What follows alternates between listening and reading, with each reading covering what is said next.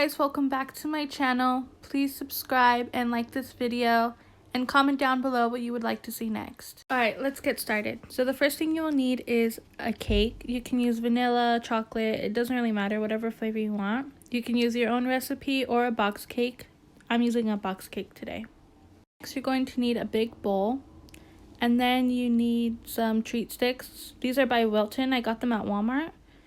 And then you're going to need some candy melts. I'm making Halloween ones, so I'm using orange today. And then some sprinkles. You can use whatever sprinkles you want.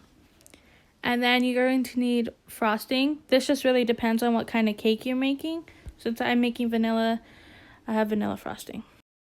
Alright, so now what you want to do is you want to get your cake that is completely cooled.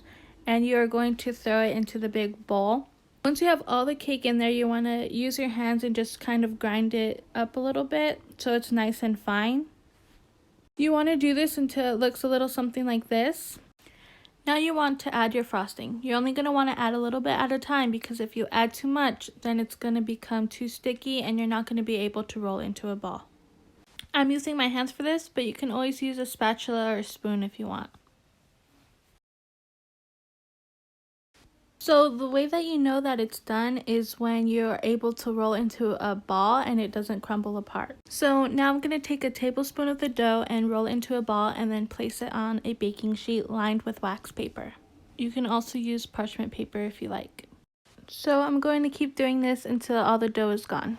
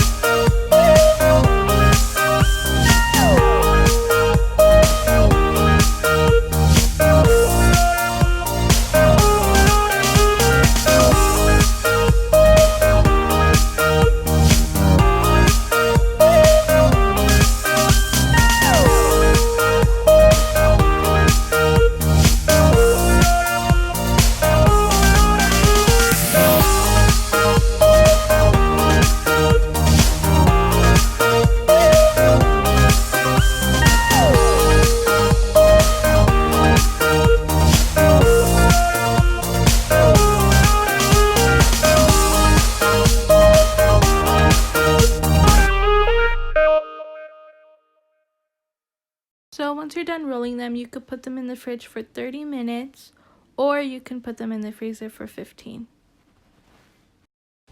So now you're going to want to get a microwave safe cup. I'm using a mug and you're going to put your candy melts in there. Chocolate is very delicate, so be sure not to burn it. So I'm going to put it in my microwave in intervals of 30 seconds. After each 30 seconds, you're going to want to give it a good stir. So once your chocolate is fully melted, you're going to get your treat stick and you're going to place it into the dough about halfway through. So once again, I'm getting the treat stick and I'm dipping it into the chocolate and inserting it halfway into the dough. I'm going to keep doing this to all of the balls until I am done.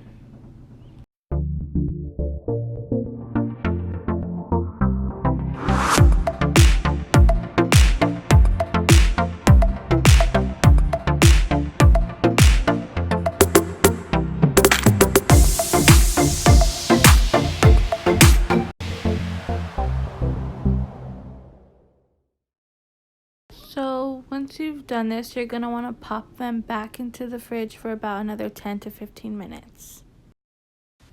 So once your cake pops are done, you're going to want to melt more chocolate.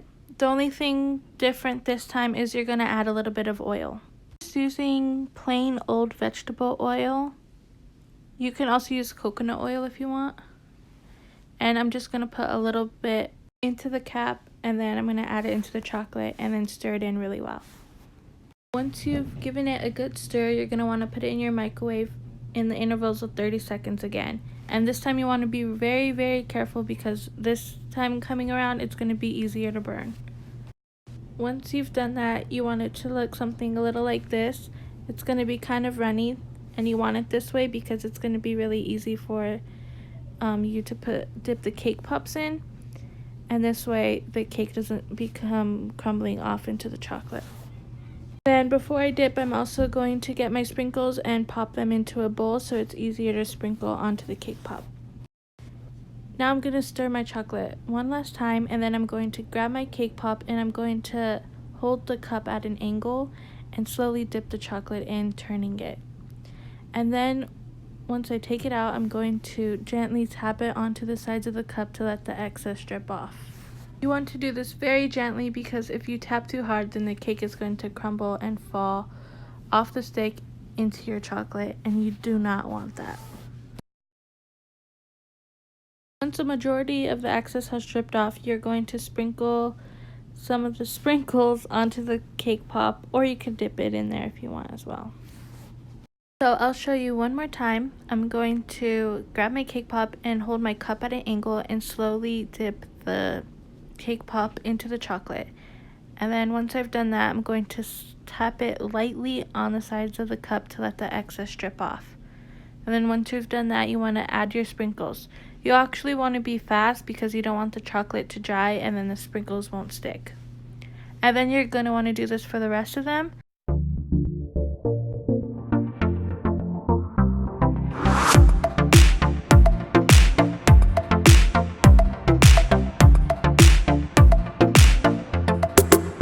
And then once you've done this to all of them, you can put them into the fridge to finish drying, or you can serve them right away. It doesn't really matter. And yeah, you're done. Thank you so much for watching, and I'll see you in the next one.